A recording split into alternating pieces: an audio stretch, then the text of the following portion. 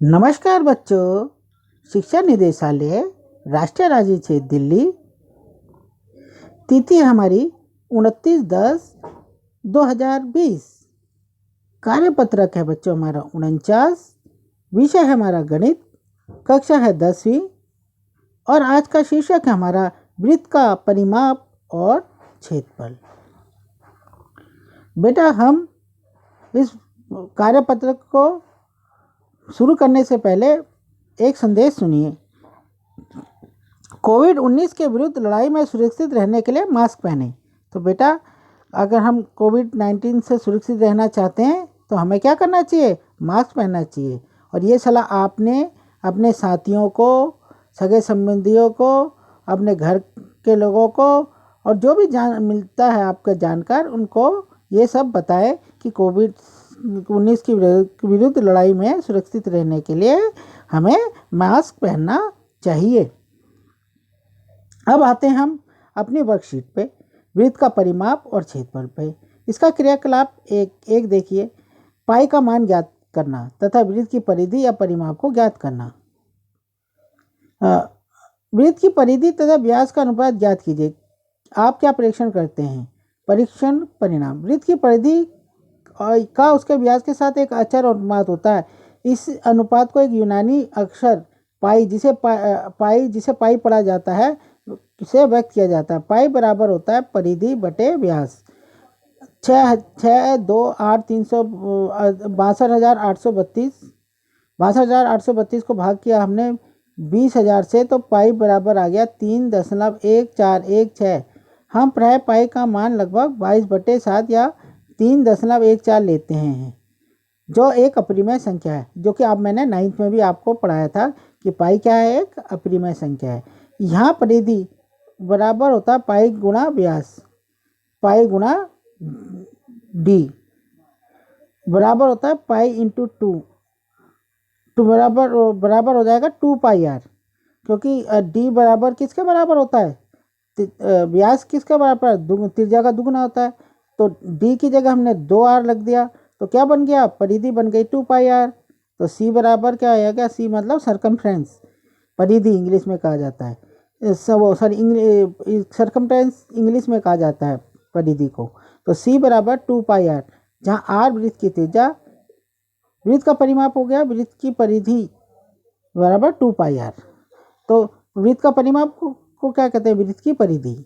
क्रियाकलाप 2 देखिए आप। वृत्त के क्षेत्रफल का मान ज्ञात करना। आर त्रिज्या एक वृत्त लीजिए। इस वृत्त को अनेक त्रिज्या खंडों में काट लीजिए, माना 16 त्रिज्या खंड में। फिर इन्हीं दी आकृति के अनुसार व्यवस्थित कीजिए। आप क्या परीक्षण करते हैं? परीक्षण परिणाम। आयत का क्षेत्रफल होता है वृत्त का क्षेत्रफल बराबर लंबाई गुना चौड़ाई 1/2 गुना 2πr गुणा r बराबर पाई r स्क्वायर वर्ग इकाई। तो क्षेत्रफल की जो इकाई क्या होती है? वर्ग इकाई। उदाहरण 1 लीजिए। एक वृत्त की परिधि तथा क्षेत्रफल संख्यात्मक रूप में के से समान हो तो वृत्त का व्यास ज्ञात कीजिए। तो संख्यात्मक रूप से दिया गया है कि वृत्त की परिधि बराबर वृत्त का क्षेत्रफल 2πr बराबर पाई r स्क्वायर। तो r किसका बराबर होगा? 2 इकाई। ठीक है बेटा।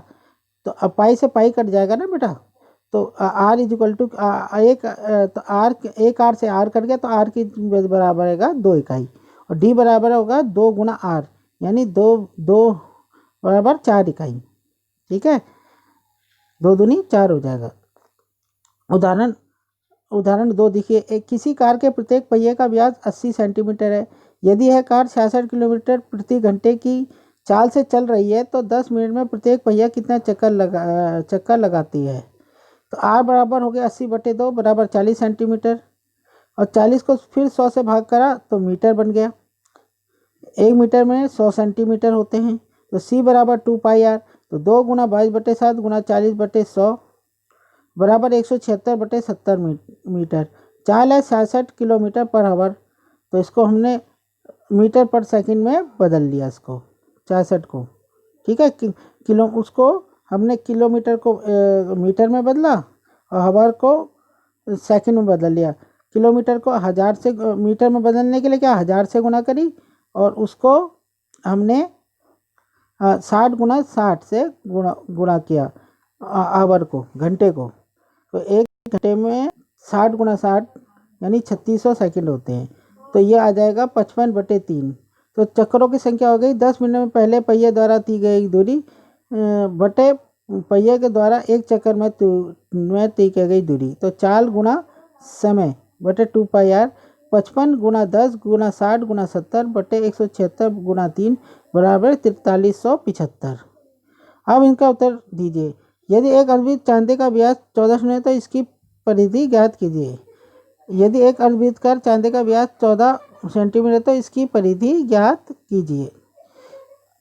एक पहिए का क्षेत्रफल 6.100 वर्ग मीटर है तो पहिए को 572 मीटर दूरी करने के लिए कुल कितने चक्कर लगाने पड़ेंगे। एक वृत्ताकार खेत पर ₹24 प्रति मीटर की दर से बाड़ लगाने का व्यय 5280 रुपये है। इस खेत की ₹0.50 यानी 50 पैसे प्रति वर्ग मीटर की दर से जुताई कराई जानी है। खेत की जुताई कराने का व्यय ज्ञात कीजिए। पाई बराबर 22/7 लीजिए। 22/7 है तो 22/7 लिखिए। कोविड के ये संदेश आपको मैं पहले ही बता चुका हूँ कि कोविड के विरुद्ध लड़ाई में सुरक्षित रहने के लिए मास्क पहनना जरूरी है। तो बेटा मैं पहले बता चुका हूँ कि आपने सबसे पहले ये सारा कुछ उतारना है, जितना भी ये वर्कशीट में ये चित्र भी बनाना है। और चित्र आपने किसकी सहायता से बनाने हैं? प्रकार, पेंसिल की सहायता से। ये भी चित्र बनाने हैं प्रकार की सहायता से, पेंसिल की सहायता से। ये सब लिखना है आपने। और अंत में जाके अब इनका उत्तर दीजिए कि क्वेश्चन नंबर 1, क्वेश्चन नंबर